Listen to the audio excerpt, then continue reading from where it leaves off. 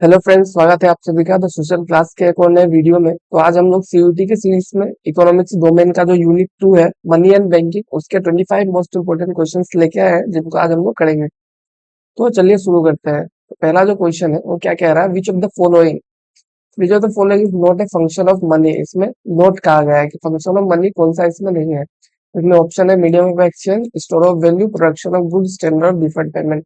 तो आपको ये पता होगा कि इसमें से ये ए, बी और सी, ये तीनों जो है ये फंक्शन है मनी के। इसका मनी का फंक्शन कौन नहीं है? Production of goods. Production of goods जो है वो मनी का फंक्शन नहीं है। इसका करेक्ट आंसर क्या हो जाएगा? प्रोडक्शन ऑफ गुड जो है उसका करेक्ट आंसर हो जाएगा।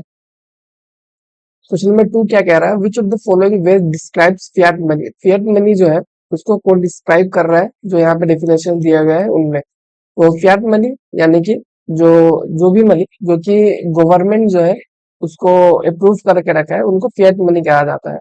तो यहाँ पे ऑप्शंस में देख लीजिए, मनी विथ इंट्रिंसिक वैल्यू, ये फिएट मनी में नहीं काउंट कर सकते हैं। मतलब ये सब ऑप्शंस जो है वो एकदम से गलत नहीं है, लेकिन फिएट मनी का जो डेफिनेशन है उसको पूछना है। तो गोल्ड कॉइन्स को भी काउंट नहीं करेंगे, money backed by precious metals को भी नहीं। यहाँ पे फिएट मनी क्या होता है? Legal tender by government decree. मतलब जो गवर्नमेंट ने लीगल टेंडर जिसको डिसाइड किया है वही फिएट मनी कहला जाएगा। तो इसका ऑप्शन करेक्ट कौन सा हो जाएगा? Option number D, legal tender by government decree. Question number 3 क्या कह रहा है, high powered money includes. High powered money जो है उसमें क्या क्या होता है? हाई पावर्ड मनी में ओनली डिपॉजिट डिपॉजिट्स नहीं होगा, टाइम डिपॉजिट विद बैंक्स नहीं होगा, ओनली कॉइंस इन सर्कुलेशन नहीं होगा। हाई पावर्ड मनी जो होता है वो क्या क्या इंक्लूड करता है? Currency with the public and reserve with the commercial banks. Currency और रिजर्व दोनों को मिला के हाई पावर्ड मनी होता है। नॉर्मल मनी में क्या होता है? Currency with the public. But अगर आप लोग हाई पावर्ड मनी कहते हैं तो उसमें क्या हो जाता है? रिजर्व जो है कमर्शियल बैंक के साथ, वो भी हमको इंक्लूड करना पड़ता है। तो इसका ऑप्शन क्या आ जाएगा? Option number B, currency with the public and उसके साथ reserves of commercial banks. Question number 4 क्या कह रहा है, which institution controls the supply of money in India. जो सप्लाई ऑफ मनी है उसको कौन कंट्रोल करता है? तो ये काफी आसान सा क्वेश्चन है। इसमें जो सीधा सा आंसर है वो है आरबीआई। इसका क्या आंसर है? आरबीआई। ये आप सभी को पता ही होगा। क्वेश्चन नंबर 5 क्या कह रहा है, which of the following is an example of narrow money. मतलब M one measure of money supply. आपको पता होगा जो मेजर्स ऑफ मनी सप्लाई है उस सेक्शन में आपके चार दिए हुए हैं। M1 से लेके M4 तक जो मेजर्स ऑफ मनी सप्लाई दिया गया है, उनमें से M1 जो है उसमें क्या क्या आता है? तो M1 जो है सबसे नेरो डेफिनेशन है मनी का, इसमें सबसे कम चीजें आती है। तो M1 में क्या आएगा आपका? M1 में आपका आ जाएगा करेंसी प्लस डिमांड डिपॉजिट्स, और बाकी ये सब जो है वो M1 में काउंट नहीं किए जाते हैं। तो इसका आंसर हो जाएगा करेंसी प्लस डिमांड डिपॉजिट्स। और ये नैरो मनी कंसेप्ट है, इसलिए इसमें कम कम आइटम्स होते हैं। और उसके बाद है क्या? Question number 6, credit creation bye commercial bank depends on. जो कमर्शियल बैंक क्रेडिट क्रिएट करता है वो किस चीज पे डिपेंड करता है? तो आपको पता होगा क्रेडिट क्रिएशन या फिर मनी क्रिएशन, उसका जो फॉर्मूला है 1/LRR होता है। यानी कि LRR के साथ उसका क्या है? ऑपोजिट रिलेशन है, इनवर्स रिलेशन है। जितना ज्यादा एलआरआर होगा उतना ही कम क्रेडिट क्रिएट होगा। तो क्रेडिट क्रिएशन जो है डायरेक्टली किस चीज पे डिपेंड करता है? वो डिपेंड करता है आपका केस रिजर्व रेशियो पे। केस रिजर्व रेशियो जितना ज्यादा रहेगा उतना ही हम लोग का क्रेडिट क्रिएशन कम जाएगा, और केस रिजर्व रेशियो जितना कम रहेगा उतना ही हम लोग का जो क्रेडिट क्रिएशन है वो ज्यादा होगा। तो इसका करेक्ट आंसर क्या हो जाएगा? Case reserve ratio. Question number 7 क्या कह रहा है, which of the following tools is not A quantitative instrument of monetary policy. तो इनमें से कौन सा टूल है जो कि क्वांटिटेटिव इंस्ट्रूमेंट नहीं है मॉनेटरी पॉलिसी का? क्वांटिटेटिव इंस्ट्रूमेंट मॉनेटरी पॉलिसी का इनमें से कौन सा नहीं है? तो इसमें से आपको पता होना चाहिए कि मॉनेटरी पॉलिसी जो होता है उसके दो टाइप के इंस्ट्रूमेंट्स है। एक तो आपका क्वांटिटेटिव इंस्ट्रूमेंट होता है, दूसरा होता है आपका क्वालिटेटिव इंस्ट्रूमेंट। क्वालिटेटिव इंस्ट्रूमेंट जो होता है उसमें आपके दो तीन चीज ही आता है। तो क्वालिटेटिव इंस्ट्रूमेंट का एक पार्ट है मॉडल सुएशन। तो इसमें से अगर पूछा गया है कि note A part of quantitative instrument, तो सीआरआर, एसएलआर, रेपो रेट, ये सब क्या है? ऐसा पार्ट है आपका क्वांटिटेटिव इंस्ट्रूमेंट का। और मॉडल सुएशन जो है क्वालिटेटिव इंस्ट्रूमेंट का पार्ट है। तो इसलिए ये इसका आंसर हो जाएगा, क्योंकि यहाँ पे नोट पूछा गया है। Question number 8, SLR refers to. SLR किस चीज को कहा जाता है? तो ऑप्शंस को आप देख लीजिए। Interest rate charge by banks, amount banks keep with RBI, the proportion of liabilities bank keeps in liquid form. तो इसका आंसर जो हो जाएगा वो ये हो जाएगा, the proportion of liabilities bank keeps in liquid form.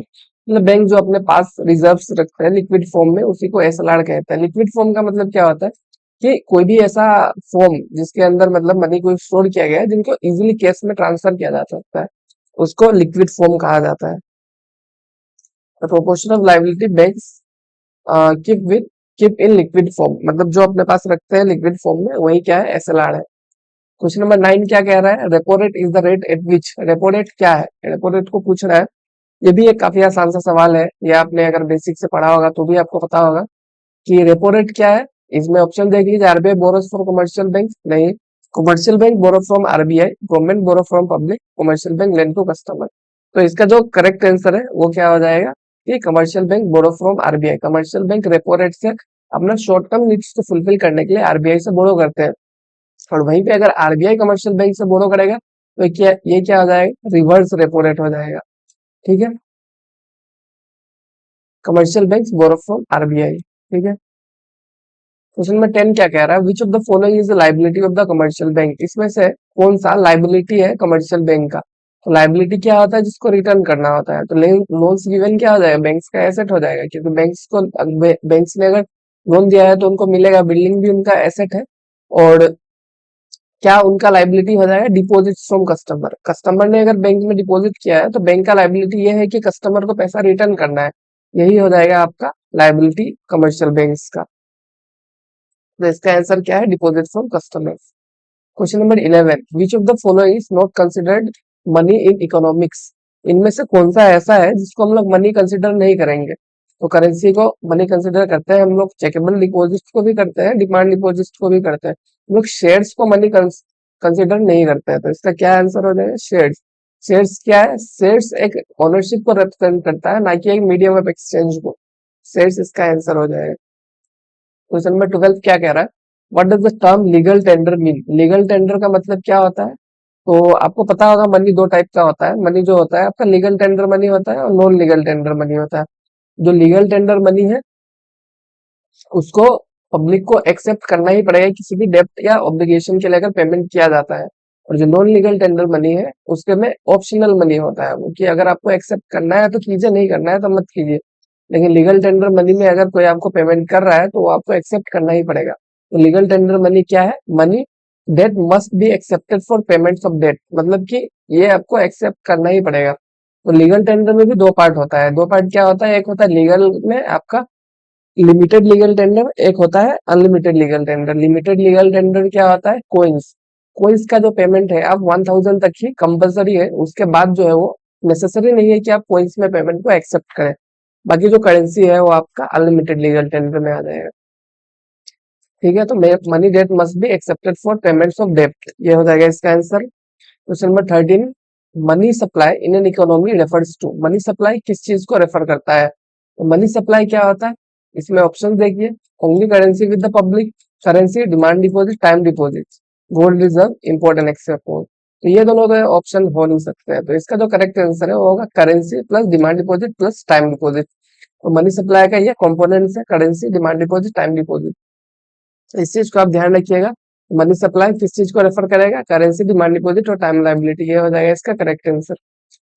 देख लीजिए question number 14, which of the following can lead to credit creation by banks. तो क्रेडिट क्रिएशन किस चीज से हो सकता है, जो ऑप्शन दिए गए हैं इनमें, increase CRR, more cash with public, lower repo rate, higher SLR. तो अगर इसमें आपको देखिए सीआरआर अगर बढ़ाएगा या फिर एसएलआर बढ़ाएगा तो इससे क्या होगा, आपका क्रेडिट क्रिएशन जो है कम जाएगा और बढ़ेगा नहीं।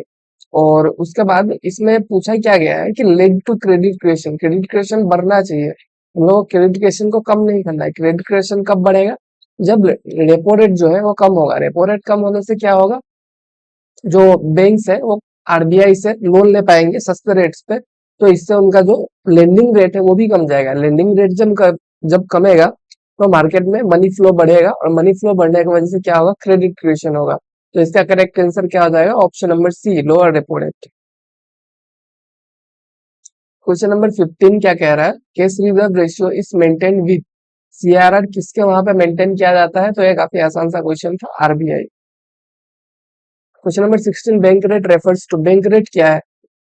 तो मैंने आपको अभी थोड़ी देर पहले बताया कि जो रेपो रेट है वो क्या है, वो ऐसा रेट है जिसपे मतलब जो कमर्शियल बैंक है वो आरबीआई से लोन लेते हैं तो अपने शॉर्ट टर्म नीड्स को फुलफिल करने के लिए। तो ये बैंक रेट जो है वो भी आपका मतलब यही है कि बैंक आरबीआई से लोन लेते हैं, लेकिन इनमें क्या होता है कि लॉन्ग टर्म नीड्स के लिए होता है, लॉन्ग टर्म लोन्स होता है, ये शॉर्ट टर्म के लिए नहीं होता है। तो आरबीआई जो रेपो रेट है और बैंक रेट है उनमें यही डिफरेंस है कि जो बैंक रेट है वो लॉन्ग टर्म लोन्स के लिए होता है। तो इसका आंसर क्या आ जाएगा? Option D, rate at which RBI lends long term loans to banks. Question number 17, when RBI wants to control inflation it usually. अगर आरबीआई को इन्फ्लेशन को कंट्रोल करना है तो वो क्या करेगा? अगर आरबीआई को इन्फ्लेशन को कंट्रोल करना है तो वो क्या करेगा? तो आपको यहाँ पे ऑप्शन दिख रहा है, decrease repo rate, by government securities, increase CRR and SLR, decrease bank rate. तो अगर इन्फ्लेशन कंट्रोल करना है तो उसको मनी सप्लाई को कंट्रोल करना पड़ेगा, मनी सप्लाई को मतलब कम करना पड़ेगा। तो मनी सप्लाई को कम कैसे करेंगे ये लोग? सीआरआर या फिर एसएलआर जो भी है, मतलब लीगल रिजर्व रिक्वायरमेंट्स को अगर ये लोग इंक्रीज कर देते हैं तो क्या हो जाएगा? क्रेडिट क्रिएशन कम जाएगा, क्रेडिट क्रिएशन कमेगा तो इसका मतलब ये है कि जो मनी सप्लाई है इकोनॉमी में वो भी घट जाएगा। तो अगर इन्फ्लेशन को कंट्रोल करना है तो उसको एसएलआर या फिर सीआरआर को इंक्रीज करना पड़ेगा। क्वेश्चन नंबर 18 है, सर्टेन रीजन क्वेश्चन है। यहाँ पे क्या कह रहा है? CRR is a monetary tool, और रीजन क्या कह रहा है? It is use to control credit in the economy. तो सीआरआर एक मॉनेटरी टूल है, ये सही बात है, सीआरआर एक मॉनेटरी टूल है क्योंकि ये मनी सप्लाई को कंट्रोल करने में हेल्प करता है। उसका रीजन क्या है? कि it is use to control credit in the economy. CRR एक मॉनेटरी टूल है और ये क्रेडिट को कंट्रोल करने में हेल्प करता है, रीजन भी सही है। और रीजन जो है वो करेक्ट एक्सप्लेनेशन होगा असर्शन का। ऐसा इसलिए है क्योंकि सीआरआर मॉनेटरी टूल क्यों है? मॉनेटरी टूल वो इसलिए है क्योंकि वो क्यों मतलब कंट्रोल करने, क्रेडिट कंट्रोल करने के लिए इस्तेमाल किया जाता है, इसलिए वो मॉनेटरी टूल है। तो जो रीजन है वो भी उसका करेक्ट एक्सप्लेनेशन है। तो इसका आंसर आपका ए हो जाएगा। A is true, R is true and R is the correct explanation of A. Question number 19 क्या कह रहा है? Which of the following bank is not a part of the commercial banking system in India. उनमें से जितने भी bank दिए गए हैं उनमें से कौन सा ऐसा बैंक है जो कमर्शियल बैंकिंग का पार्ट नहीं है? नोट कहा गया है तो इसको ध्यान रखिएगा। अगर आप नोट को नोटिस नहीं करेंगे तो आप फटाफट में एसबीआई या फिर किसी को भी आप ऐसे ही देख के सीधा तुक्का लगा के आ जाएंगे, मतलब आपको लगेगा सही है लेकिन वो गलत हो जाएगा। तो इसमें जो नोट बोला गया है तो इसमें जो करेक्ट आंसर होगा नाबार्ड होगा। नाबार्ड जो है वो कमर्शियल बैंक नहीं है, एक डेवलपमेंट बैंक है। और नाबार्ड का जो फुल फॉर्म है अगर आपको पता होगा तो आप कमेंट में करके जरूर बताइएगा। NABARD is a development bank, others are commercial bank. इसमें जितना भी बैंक है ये सब सारे कमर्शियल बैंक है, बट नाबार्ड जो है वो अकेला क्या है? डेवलपमेंट बैंक है। Question number 20, when banks give loans it leads to. Bank जब लोन देते हैं तो इससे क्या होता है? बैंक जब लोन देता है तो फॉरेन मनी सप्लाई तो नहीं होगा, increase in import, creation of money, decrease in GDP. तो अगर बैंक लोन देगा तो उससे क्या होगा? मनी क्रिएशन होगा। मनी क्रिएशन होने मतलब बैंक जो है लोन देता है तो मनी सप्लाई इंक्रीज होता है और मनी क्रिएशन जो होता है इकोनॉमी में होता है, creation of money. Question number 21 क्या कह रहा है? Which of the following is the most liquid form of money. इसमें से सबसे लिक्विड फॉर्म क्या है? लिक्विड फॉर्म मतलब कि जो इजीली यूज किया जा सके वैसा फॉर्म, सबसे इजीली यूज किया जाने वाला फॉर्म क्या है इसमें? वो है करेंसी। करेंसी को आप सबसे आसानी से यूज कर सकते हैं। फिक्स्ड डिपॉजिट को तो आप टाइम से पहले विड्रॉ नहीं कर पाएंगे। गोल्ड जो है वो कैश फॉर्म में नहीं है और रियल एस्टेट जो है वो भी कैश फॉर्म में नहीं है। इसका आंसर क्या हो जाएगा? Currency. Currency is the most liquid because it can be immediately use for transaction. ठीक है। Question number 22, monetary policy in India is formulated bye. Monetary policy कौन फॉर्मुलेट करता है? तो मॉनेटरी पॉलिसी जो है वो आरबीआई फॉर्मुलेट करता है। यहीं पे अगर आपको क्वेश्चन दे देगा कि fiscal policy in India is formulated bye, तो फिस्कल पॉलिसी जो है वो आरबीआई फॉर्मुलेट नहीं करता है, वो कौन करता है? गवर्नमेंट करता है। तो इस चीज को आप ध्यान रखिएगा। तो इसका आंसर क्या हो जाएगा? RBI. Question number 23, money is defined as. Money का डेफिनेशन पूछ रहा है यहाँ पे। Anything that has value. Money क्या है? एनीथिंग दैट इज वैल्यू नहीं, ए कमोडिटी नहीं, anything generally accepted as a medium of exchange. तो मनी कोई भी ऐसा चीज है जिसको हम लोग जनरली एक्सेप्ट करते हैं, किस चीज के लिए? Medium of exchange. अगर हम लोग एक्सचेंज करने के लिए किसी भी चीज को हम लोग जनरली यूज करते हैं तो उसको हम लोग मनी कह सकते हैं, जरूरी नहीं है कि किसी फॉर्म में भी हो। Anything generally that is accepted for a medium of exchange. Question number 24, ये क्या कह रहा है? In an economy money act as a unit of account because unit of account function के बारे में कहा गया है मनी का कि मनी का जो यूनिट ऑफ अकाउंट फंक्शन है उसके बारे में आप बताइए।